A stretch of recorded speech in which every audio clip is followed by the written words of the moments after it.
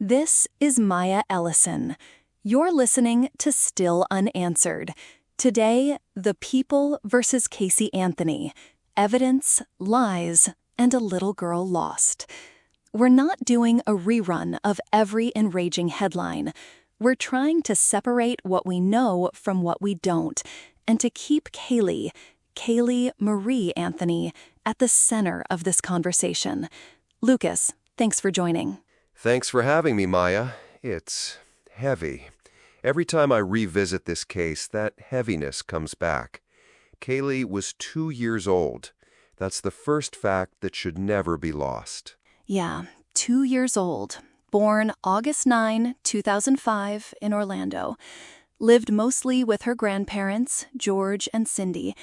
When we talk about the media spectacle, the legal fight, the forensics, all of it, Caylee is the person who suffered. So let's start with the timeline. Lucas, can you walk listeners through the key dates without the mythology? Sure. Last reliable sighting, June 16th, 2008, Caylee leaves the grandparents' home with her mother, Casey. Then, nothing. For 31 days, Casey does not report Caylee missing. She's seen socializing, at clubs, getting a tattoo around mid-July. On July 15, Cindy calls 911 and reports Caylee missing, saying the car smelled, famously, like there's been a dead body in the damn car. On December 11, 2008, skeletal remains are found in a wooded area less than half a mile from the Anthony home. DNA confirms it's Caylee on December 19. The medical examiner rules the manner homicide, cause undetermined. That 31-day gap is the piece that haunts most people, understandably. It's also where law and emotions start to collide. People hear the story and immediately ask, how could a mother go out partying while her child is missing? That visceral reaction fuels public anger. But as a former public defender, I want to be clear. A jury has to decide based on proof beyond a reasonable doubt, not disgust. Right, and from a behavioral standpoint, people's coping mechanisms in trauma can be baffling. Denial looks like normalcy sometimes. But also, we have documented lies from Casey before this, fabricating a Universal Studios job, lying to friends about everyday things. That pattern complicates how both the public and the jury interpret her actions. Let's talk about the prosecution's theory next. They pursued first-degree murder, right? The narrative was that Casey wanted her beautiful life back. The prosecution tied motive to social life, the tattoo, the 31 days, plus forensic pieces like chloroform traces and trunk odor. Yes.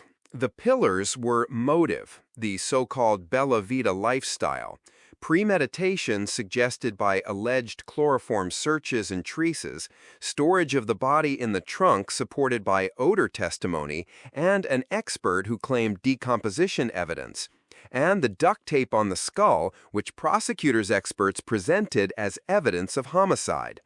The state painted a picture. Casey kills Caylee, stores the body in the trunk, later dumps it in the woods. And the defense, Jose Baez, proposed a starkly different story: accidental drowning in the family pool and a cover-up orchestrated by George, the grandfather. Defense also emphasized lack of direct forensic proof tying Casey to a homicide. They attacked the science and the timeline. Lucas, you consult on juror behavior. How did these competing narratives land with a jury? Compelling narratives matter a lot. Jurors are story listeners. The prosecution's story is simple and morally satisfying. Motive plus opportunity plus bad behavior equals murder. The defense's story offered an alternative, plausible cause and attempted to sow reasonable doubt about who had the motive and means. The key for jurors is whether the state removed a reasonable doubt. If not, they have to acquit. Emotionally, jurors can feel one way while legally being constrained another way. We should get into the evidence now, detail by detail. First, the trunk and the smell. What did investigators and experts say? Multiple people reported a strong odor in the Pontiac. George and Cindy Anthony when they retrieved it from the tow lot, a tow yard worker, and a so-called decomposition odor expert who testified about air samples. Cadaver dogs also alerted to the car and the backyard. These pieces were presented as consistent with a body having been in the trunk. But smell is subjective, and the air sample methodology was novel and controversial at the time. Defense counsel drilled into that. And then, chloroform. The prosecution said traces were found in the trunk carpeting, and there were internet searches for chloroform on Casey's computer. But there was that infamous miscount, 84 searches versus 1, right? Exactly. The initial report that there were 84 searches was a software artifact. Caching and page reloads inflated counts. In reality, forensic review showed only 1 actual user search tied to the site. That undermined the prosecution's assertion of a detailed plan using chloroform. Still, the presence of chloroform traces in the trunk carpet remained a point the prosecution used to suggest incapacitation, even though it wasn't linked to the child's remains. So you have traces in a carpet, cargo area, and a single computer search, plus internet noise. Weak link for premeditation. Then we have the duct tape on the skull, the trash bags, and the body's location. The medical examiner ruled the manner homicide, but cause undetermined. Walk listeners through why that matters legally. When the medical examiner says manner homicide, they're saying the death was most consistent with being caused by another person rather than accident or natural causes.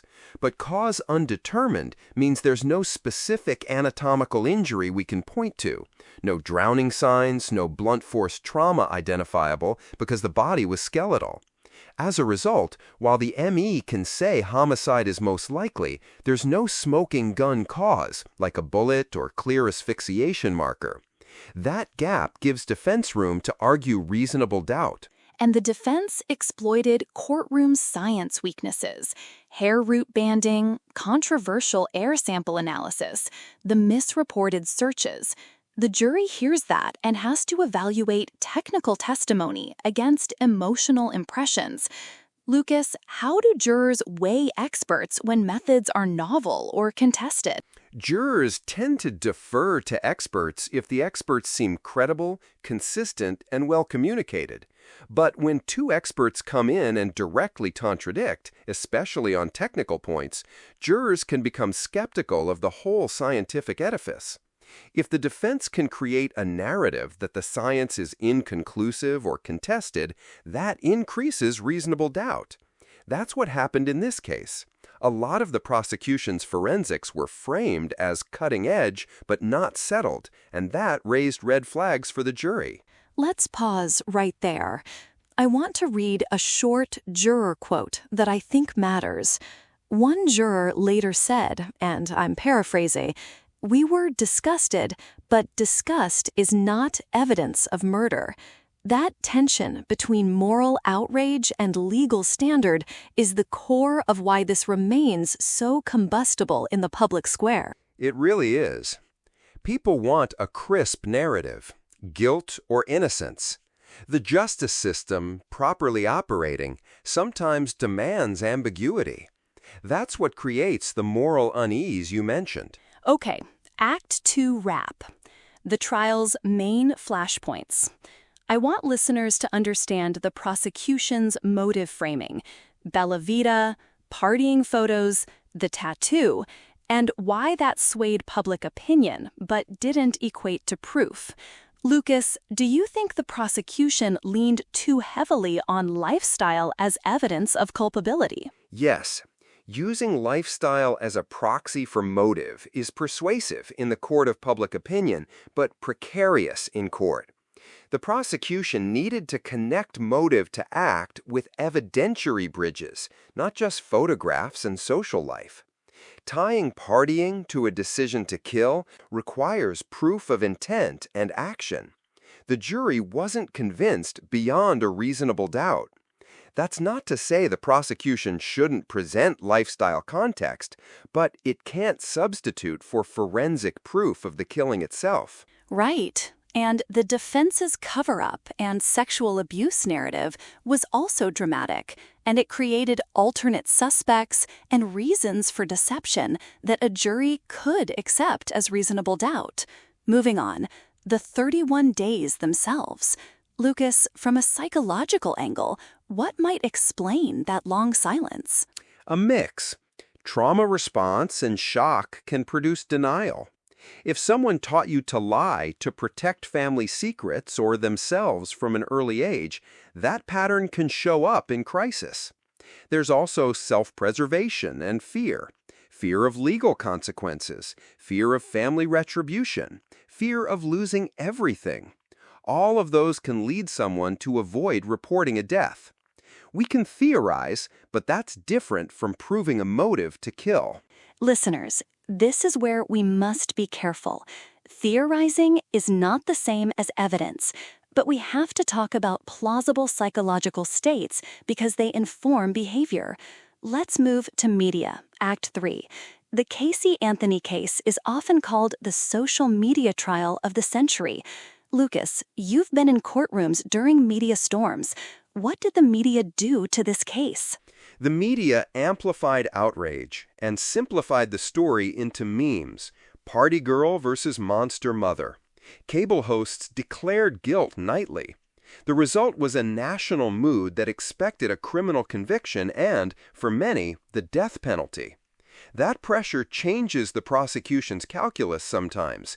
You might overcharge to signal toughness. And it shapes public expectations so that when the legal system returns an ambiguous answer, people feel betrayed. Yeah, Nancy Grace and HLN ran relentless coverage that often read more like editorial condemnation than reporting. The problem is structural. Media outlets craft narratives because it drives ratings. But in doing so, they can obscure legal nuance and weaponize images, party photos, the tattoo, the nightclub footage, to make a woman seem monstrous. And that plays into gendered expectations about motherhood. We should spend a moment on that. Please do. From a psychological, social perspective, women who deviate from the idealized mother image, sexually active, partying, not demonstratively grieving in public, are judged harshly. The media's caricature of Casey as a failed mother made it easier for many to leap to conclusions about her culpability. That's not evidence of crime, it's evidence of cultural bias. Spot on. And the more the media vilified Casey, the more people treated the trial like a formality. When the jury returned not guilty on the homicide charges, the reaction was explosive.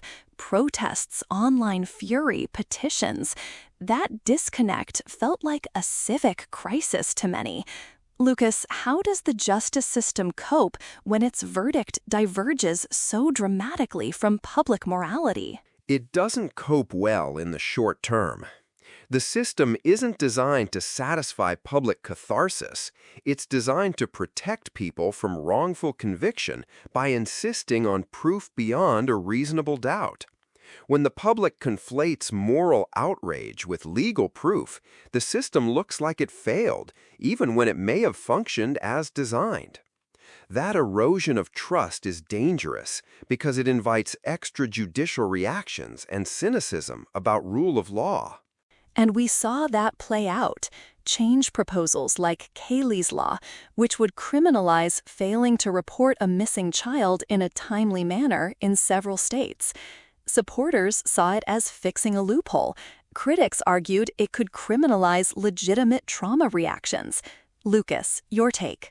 Legislatively, it's understandable to want to prevent long delays in reporting missing children, but there's nuance. Trauma, fear, coercion, and family dynamics can legitimately delay reporting. Criminalizing that uniformly risks punishing victims of family abuse or people in panic. It's a blunt instrument to a complex problem. That bluntness mirrors so much of the public reaction. Okay, Act 4. Aftermath. Casey's life after trial, the Peacock docuseries, the parents' polygraphs, TikTok, even Substack. For many, those developments felt like further affronts to Caylee. Lucas, what does ongoing media presence of an acquitted defendant do to a community's sense of closure? It keeps the wounds open. When a person who is at the center of a traumatic, unresolved event continues to get platforms, it revives anger and prevents communal healing. For the victim's family and for the public, it can feel like the story is being rewritten or that the person is getting a soapbox to rebrand. That fuels continued distrust and resentment. Casey's 2022 Peacock interview. Critics called it a vanity project. Others said she was finally sharing her side. She asserted new specifics about George finding Caylee and not calling 911, and renewed claims of sexual abuse. But those claims were not corroborated with new evidence, and some of them contradicted her defense at trial. How should listeners interpret a narrative like that? With caution. Memories change. Narratives evolve for many reasons: legal strategy, self-protection, reframing trauma. New claims, absent supporting evidence, are hard to verify and can be self-serving. That doesn't mean they're false, but they don't automatically resolve the case either. The jury's verdict stands legally. And then the parents, George and Cindy, took polygraphs on a TV special, and Cindy publicly said she believes Casey knows what happened. These public moves are emotionally satisfying for viewers in a certain way, but they don't carry forensic weight. We have to acknowledge the family's pain, though. Cindy and George lost their granddaughter. They suffered under intense public scrutiny, too. Absolutely. The family are also victims of public spectacle. Their internal conflicts, allegations of abuse, fights about who raised Caylee, claims of money and property disputes, were spilled into public in ways that made a coherent truth harder to find. Let's pivot to the enduring, unanswered questions. This is the core of our show. We'll list the major theories, then what would need to be true for each. First, premeditated murder by Casey. For that, what hard evidence would we need that we still don't have? We'd need direct evidence linking an act to Casey, a credible eyewitness, forensic evidence tying the cause of death to actions by Casey, or materials showing a timeline of planning connected to Caylee's death. We don't have a definitive toxicology. We don't have a cause of death that ties to an act like strangulation or drowning attributable to a person, and the so-called chloroform evidence is weak. So the prosecution's theory rested on a chain of circumstantial evidence, some contested science, and behavior that can be interpreted multiple ways. Second theory, accidental drowning in the pool with a family cover-up. For that to be true, what would hold? Evidence that George found the child, that he had motive to conceal, and that the family coordinated. The defense presented this, but didn't prove it. Roy Kronk, who later found the remains, is sometimes implicated by fringe theories, but there's no credible proof. Third, negligent death with Casey covering up alone. That's plausible to many observers. A panicked mother who disposes of a body and lies for 31 days. The defense presented this, but didn't prove it. Roy Kronk, who later found the remains, is sometimes implicated by fringe theories, but there's no credible proof. Third, negligent death with Casey covering up alone. That's plausible to many observers. A panicked mother who disposes of a body and lies for 31 days. That hybrid theory fits the ambiguous evidence. No premeditation, but culpable conduct in concealment. It explains the duct tape and trash bags, which are difficult to reconcile with pure accident without post-death manipulation. And it explains why the remains were found so close to the home. Fourth and last, another perpetrator entirely. There were hints and allegations, but no third party was ever credibly tied to the crime. the defense floated that possibility to raise doubt. Without new evidence, that remains speculation. So, the big, unresolved questions we'll leave listeners with. Why the 31 days? What precisely happened on or about June 16, 2008? How reliable were the forensic methods used at trial? And how does the public reconcile legal acquittal with its moral judgment? Those are the right questions. And as a forensic psychologist, I'd add, what role does family dysfunction and learned deception play in the way families respond to crisis? This case is as much about a family's pathology as it is about a criminal act, if indeed a criminal act occurred. Good point. We should also talk about the implications for the true crime economy. The story has generated books, endless cable segments, a Peacock docuseries, and now Casey's own social media presence. The industry feeds on unresolved pain. Do we, as creators and consumers, have responsibilities here? Yes, we have to center victims and their families, avoid amplifying unsubstantiated claims, and be wary of platforms that monetize re-victimization. Responsible true crime storytelling is about seeking truth and holding systems accountable, not fueling spectacle. That's why this show attempts to be evidence-grounded and to humanize the victim. Exactly. We keep returning to Caylee. That's not just rhetoric. When podcasts and shows make millions off a story where a 2-year-old died and no one is satisfied with the result, we need to ask, who benefits from this continuing cycle? Lucas, before we wrap, I want to ask you, if you were advising a prosecutor looking at the case today, what would you recommend, hypothetically, to shore up the kind of gaps that made the conviction impossible? You'd need more concrete ties, a forensically demonstrable cause of death linked to a person, clear proof of possession and transport of the remains by the accused, or a reliable confession corroborated by facts only the perpetrator would know. You'd also avoid over-reliance on novel, contested science without corroboration. And you'd be careful about letting the media narrative drive charging decisions. Prosecutors must build cases that meet the proof standard in court, not just in headlines. And if you were advising the public, what should listeners take away from this case about the justice system? Take away humility. The system protects the innocent by imposing a high proof standard, which sometimes leaves uncomfortable results. Be skeptical of simplified narratives and of media certainty. Demand accountability for better forensic standards, for transparent investigations, and for media ethics. Amen. We're going to close with a brief reflection. Caylee was 2. 19 years later, people still fight in comment threads, TV specials rehash, and laws are passed. The legal system saw one thing, the public another. For me, that dissonance is the tragedy here. A legal framework that protects against wrongful conviction and a culture that demands moral certainty leave the true victims, a little girl, in legal limbo and moral pain. Lucas, any final thoughts? Just this. Whatever you believe about Casey, never let that eclipse Caylee. For professionals like me, it's a reminder that our work has human consequences. For listeners, remember that unresolved cases demand careful thinking, not just righteous anger.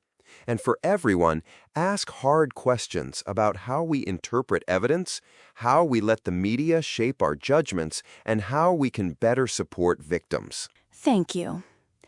If you want to dig deeper, our episode notes list primary sources, timelines, the medical examiner's reports, the Peacock series, and contemporary reporting.